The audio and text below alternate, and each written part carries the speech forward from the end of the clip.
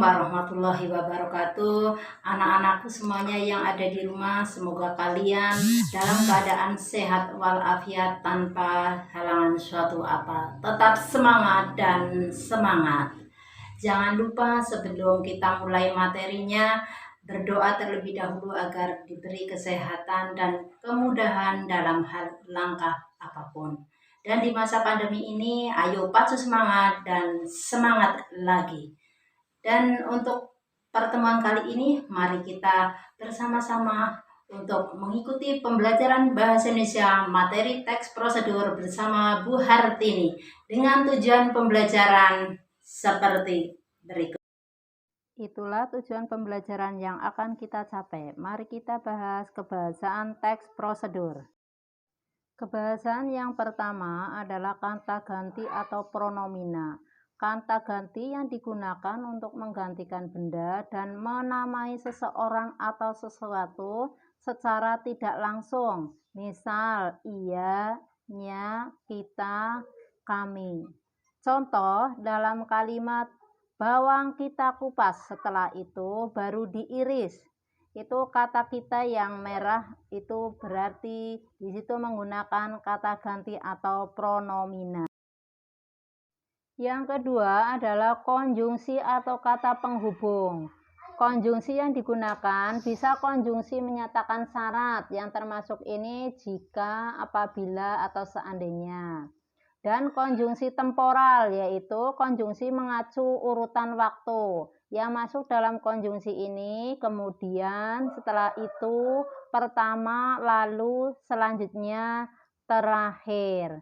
Itu yang masuk konjungsi atau kata penghubung dalam teks prosedur. Contoh penggunaan konjungsi dalam teks prosedur yaitu di situ ada 6 contoh kalimat dalam teks prosedur.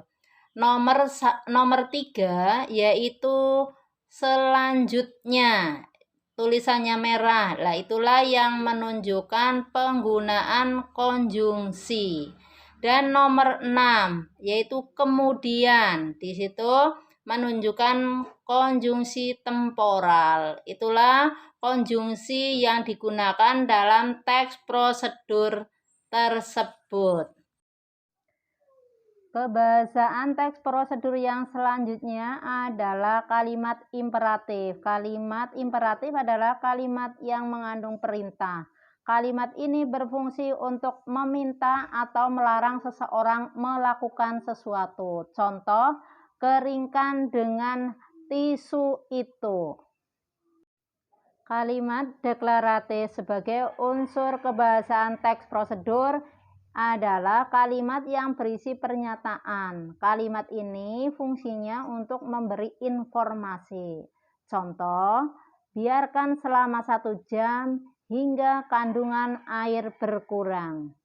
Dan yang unsur kebahasaan teks prosedur berikutnya, kalimat interrogatif atau kalimat pertanyaan. Kalimat interrogatif adalah kalimat yang berisi pertanyaan. Fungsinya untuk meminta informasi tentang sesuatu. Kalimat ini dibagi menjadi 2, yaitu kalimat yang menuntut jawaban ya atau tidak dan kalimat yang perlu jawaban informasi. Contohnya, apakah Anda bisa komputer? Ini yang jawabannya ya atau tidak.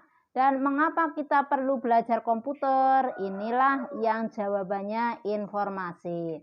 Bu Guru mohon maaf karena di situ masih ada salah ketik sehingga kalimatnya tidak benar. Jadi yang benar adalah yang sesuai dengan yang Bu Guru sampaikan secara lisan. Demikian pembelajaran kali ini, semoga bermanfaat.